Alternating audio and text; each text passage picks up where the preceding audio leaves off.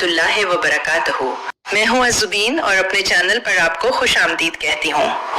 प्यारी बहनों, अगर आप हज या उम्रा की तैयारी कर रही हैं या आप एक नर्सिंग माँ हैं तो ये वीडियो खास तौर पर आपके लिए है। हज और उम्रा एक अजीम रूहानी सफर है, लेकिन खवातीन को इस दौरान कुछ खास जिस्मानी और अमली मुश्किलात का सामना भी करना पड़ता है। आज हम सादा और आसान अंदाज में बात करेंगे खवातीन और नर्सिंग माओं के आम मसाइल और उनके मुफीद हल के बारे में, ताकि आप सुकून और इत्मीनान के साथ अपनी इबादत मुकम्मल कर सकें।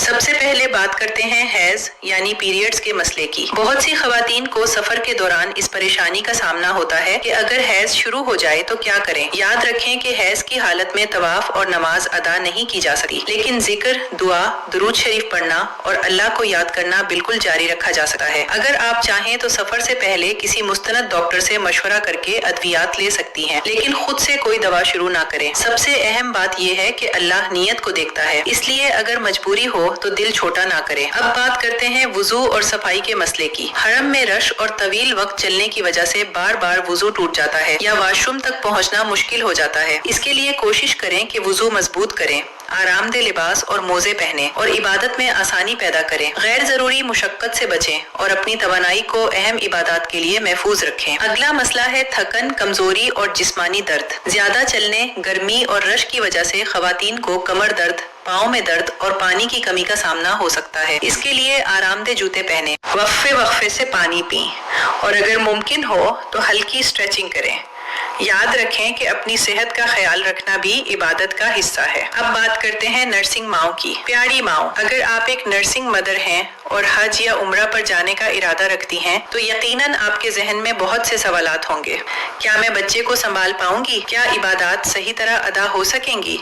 दूध की मिकदार तो कम नहीं हो जाएगी? आज हम नर्सिंग माओं के लिए तफसीली और अमली रहनुमाई पेश कर रहे हैं ताकि आप इत्मीनान के साथ ये मुकद्दस सफर तय कर सकें। सबसे पहले ज़हनी तैयारी बहुत जरूरी है। याद रखें कि माँ होना खुद एक इबादत है। अगर आप बच्चे की वजह से किसी वक्त आराम कर लेती हैं या कुछ नवाफिल अदा नहीं कर पाती तो इस पर परेशान ना हो। अल्लाह ताला नीयत और इखलास को देखता है। सफर से पहले की तैयारी। रवानगी से पहले अपने माहिर अतफाल या गायनाकोलॉजिस्ट से मशवरा जरूर करें। अगर बच्चा बहुत छोटा है तो उसके वैक्सीनेशन कार्ड और जरूरी अद्वियात साथ रखें।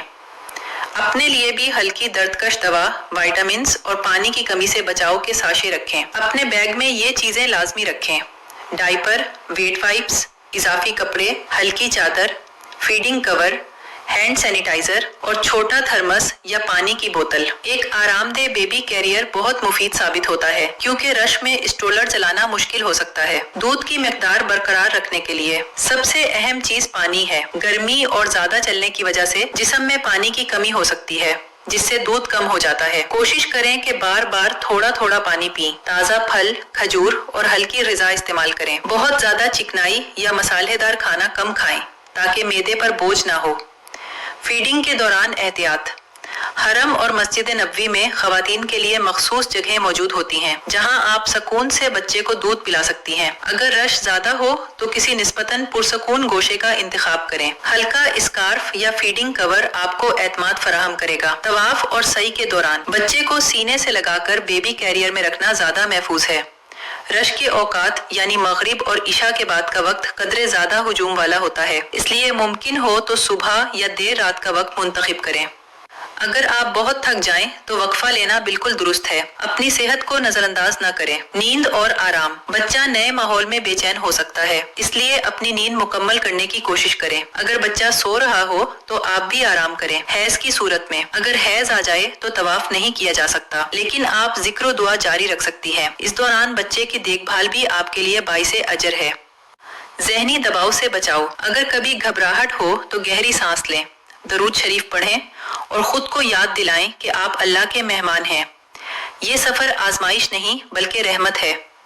आखिर में यही दुआ है कि अल्लाह ताला हर नर्सिंग माँ के लिए ये सफर आसान फरमाए, उनके बच्चों की हिफाजत फरमाए और उनकी इबादत कबूल फरमाए। अल्लाह ताला हर बहन, हर माँ और हर नर्सिंग मदर के हज और उम्रा को आसान फरमाए और कबूल फरमाए। अगर ये वीडियो आपके लिए मुफीद हो तो इसे जरूर शेयर करें ताकि मजीद बहनें भी फायदा उठा सकें। जज़ाकुमुल्लाह खैरन। वस्सलामु अलैकुम वरहमतुल्लाहि वबरकातुहू। अगर वीडियो पसंद आए तो वीडियो को लाइक और मेरे चैनल को सब्सक्राइब करें।